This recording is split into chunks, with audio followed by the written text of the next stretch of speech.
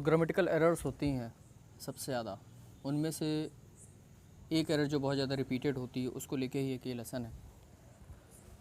Past form में हम कहीं कहीं पर वर्ब सेकंड फॉर्म का यूज़ करते हैं और कहीं कहीं पर हैड का प्रयोग करते हैं, जिसके साथ वर्ब की थर्ड फॉर्म आती है।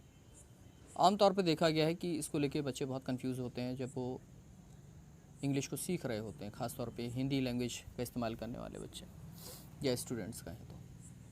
तो आज इस विषय पर हम चर्चा करेंगे कि कैसे हम पता लगाएं कि कहाँ पर हमको पास्ट में वर्ब के सेकंड फॉर्म का यूज़ करना है और कहाँ पर हमको हैड के साथ थर्ड फॉर्म का यूज़ करना है।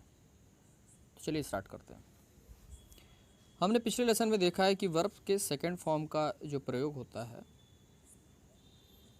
वो होता है to inform anything about past.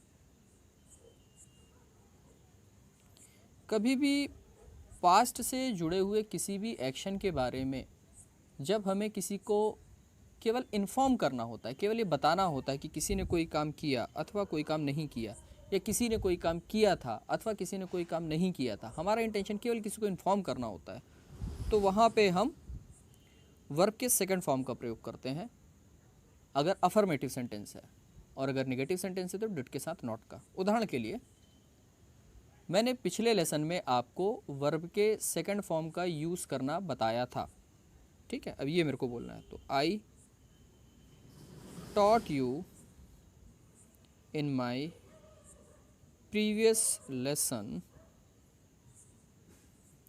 The use of verbs second form.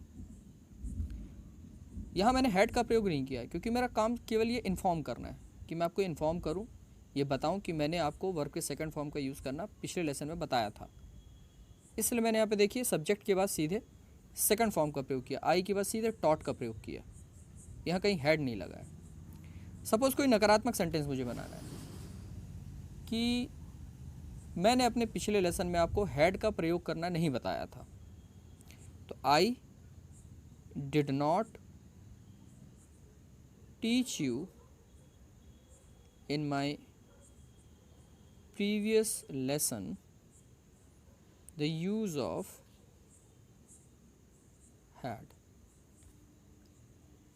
तो पहले वाले में हम सिंपल कोई अफर्मेटिव चीज़ के बारे में इन्फॉर्म करना चाहते थे, कुछ बताना चाहते थे कि किसी ने कोई काम किया, तो हमने सेकंड फॉर्म का यूज़ किया। सेकंड वाले सेंटेंस में बताना चाहता था कि किसी ने कोई काम नहीं किया या नहीं किया था, तो उसमें डिड नॉट के साथ अपन ने वर्ब के फर्स्ट फॉर्म का प्रयोग किया। अब सवाल ये होता है कि हैड का प्रयोग फिर कहाँ करना है, क्योंकि मुख्य रूप से तो हम इन्हीं बातों का प्रयोग करते हैं, हम बताते हैं कि किसी ने कोई काम किया था या किसी ने कोई काम नहीं किया था। तो एक बात तो सिंपल से क्लियर हो जानी चाहिए यहाँ पे कि जब हमारा उद्देश्य केवल इन्फॉर्म करना है किसी व्यक्ति को पास्ट से जुड़ी हुई किसी चीज़ के बारे में जिसमें कोई एक्शन वर्ब आ रही है, तो वहाँ पर हमको अफर्मेटिव सेंटेंस बनाते समय वर्ब के सेकंड फॉर्म का और नेगेटिव सेंटेंस बनाते समय डिड के साथ वर्ब के फर्स्ट फॉर्म का प्रयोग करना है। अब हैड का प्रयोग कहाँ करना है, मैं एक एग्जाम्पल दे रहा हूँ, उससे थोड़ी और बेहतर समझ में आएगा। I had taught you the usage of modal verbs before I taught you the usage of verbs second form।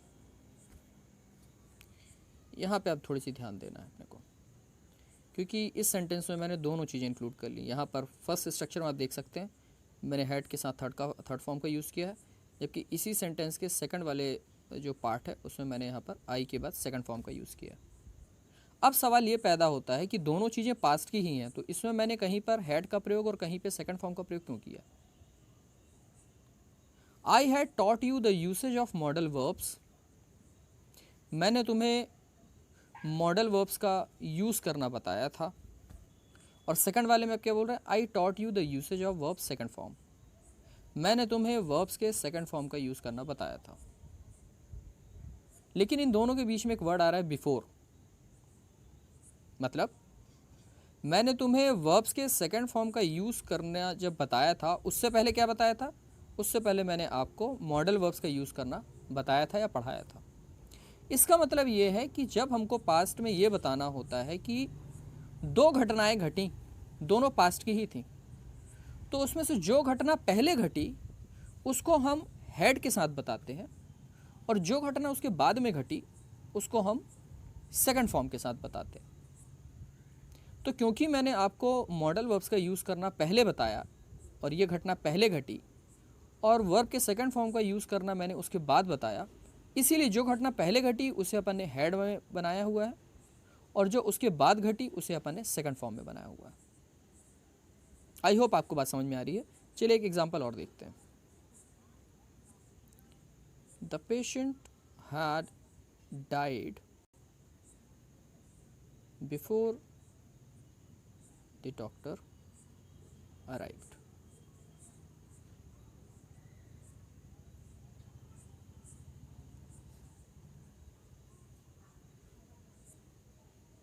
अब यहाँ पे भी आप देखिएगा तो दोनों बातें जो है कहाँ की हैं, पास्ट की। द पेशेंट हैड डाइड, जो पेशेंट है, जो मरीज है, वो मर चुका था, और दूसरे में आप क्या बोल रहे हैं, द डॉक्टर अराइव्ड, डॉक्टर आया था, ये आप बोल रहे हैं।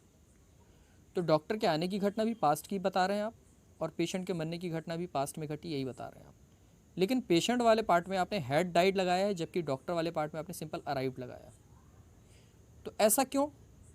क्योंकि आप ये बोल रहे हैं कि डॉक्टर के आने से पहले पेशेंट जो है वो गुजर चुका था।